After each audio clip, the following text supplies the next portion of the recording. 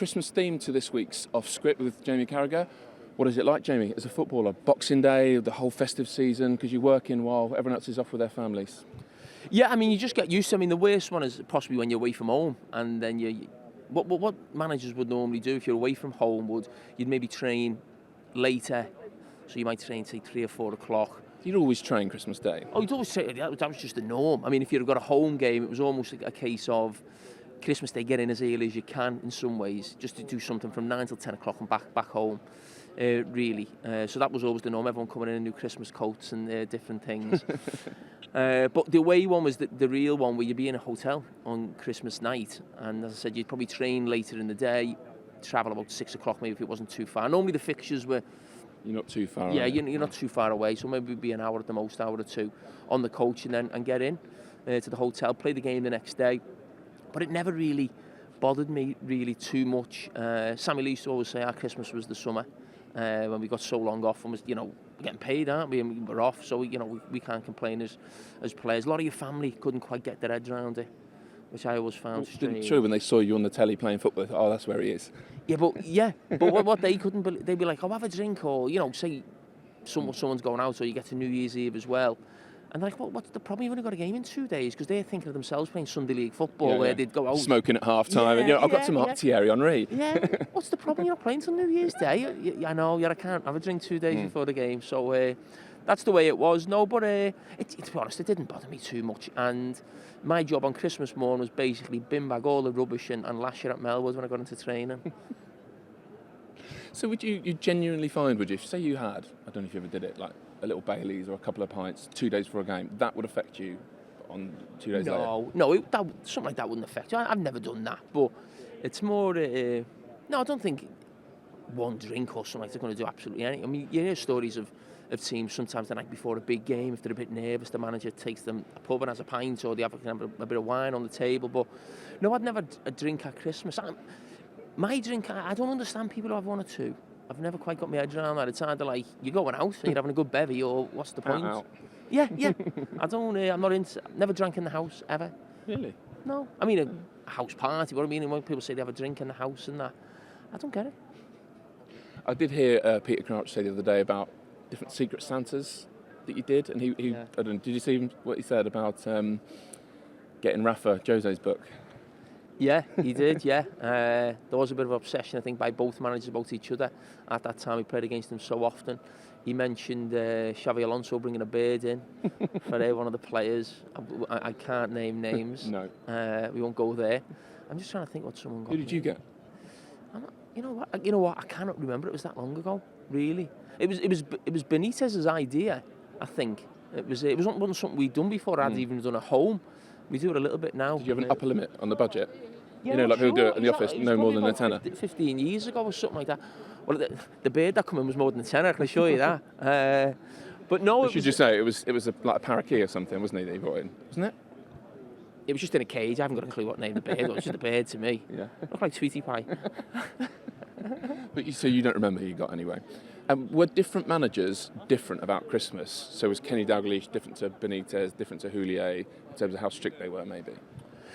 Not really. I think they had to put the trust in the players. And listen, I think they knew no one was going to go drinking.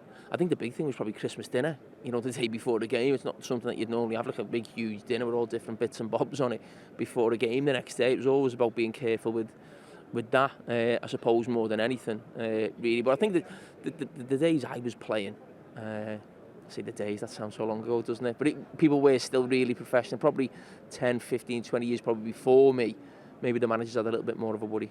And there was always that talk of getting booked to miss Boxing Day. Ever see any of that? Yeah, oh yeah.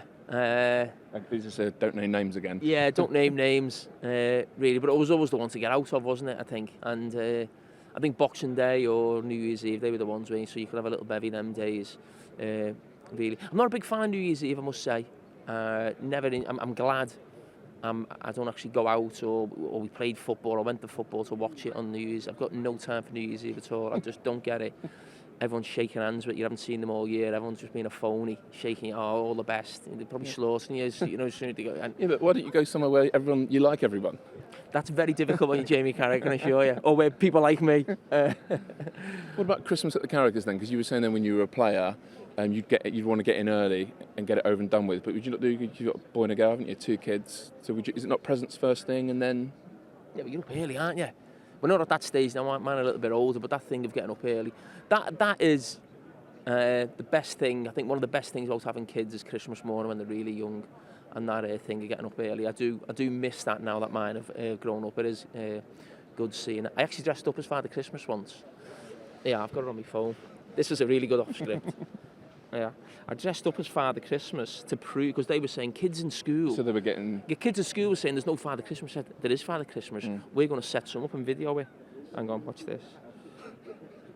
Where's videos on here? Near the top of your. Where's videos? Yeah, videos. I've still got it. I'll never get rid of it. No, it's the first one there. Okay. Show it to the camera then. Yeah, zoom in. Look at Father Christmas coming in the living room. Can you see? Oh yeah, it's him. It is him, isn't it? So our mayor went into the school next day. He says, he is real, I've seen him. Oh no, but is this the bad news that it was actually you? Yeah, well, obviously we didn't tell him at the time, did we? And he kept it going. Brilliant, isn't it? I'll never get rid of them. Do you like the way I'm hobbling around? Yeah, where am I going now? Where's he's got? Yeah, he's going for the carrot and the mince pie and the milk. He hasn't got any presents though. No, he just dropped them off around the corner. Oh, is he? There you go. Proof. He is real. He is real. Nice place to finish. That's my dad. It is as well. Yeah. Should you answer it? Go on then. Go on. Hello? Yeah, I saw it. Yes, it's still 1-0. This is happening while Everton are 1-0 up at Old Trafford. Yeah. What's your dad's name again? Philly. Philly. All right, no problem. All right. See you in a bit. Ta-ta. Ta-ta. Just tell me Big Dunk took his coat off. It's freezing and Everton win 1-0. You're loving Big Dunk, you lot, aren't you? Yeah, brilliant. You've always got to love Big Dunk, can't you? You know what I mean?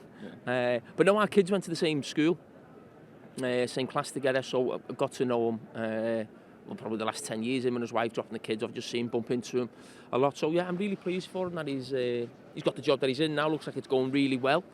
And I'd love to see him get it. Whether that's right for Everton in the future or not. And I think the way he spoke has been brilliant in that Everton deserve, the best manager they can get.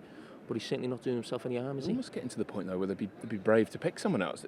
They'd at least need it to go for him to lose 1 or 2, and then it'd be easier to get someone. If you were Bill Kenwright, would you pull him in that room and tell him he wasn't getting the job? Nor would you. Right. Thank you, Jamie. All right. Thank you.